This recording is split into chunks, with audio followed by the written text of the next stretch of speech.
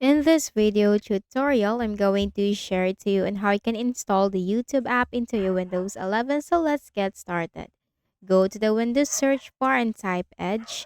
Click on Microsoft Edge under the best match. Maximize it. Simply visit youtube.com. Hit enter. Now, once you are into this window, then simply click on the three dots at the top and you'll find apps and you'll find the option install YouTube. Click on that. Click on install button. Install the YouTube app. And now we have just installed our YouTube. You can also allow this to pin to taskbar and pin to start. So if I'm going to search for YouTube in the Windows search bar, that will appear. Click on YouTube. And now you can access directly into the YouTube app.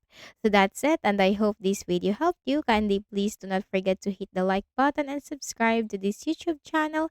Thank you for watching the video.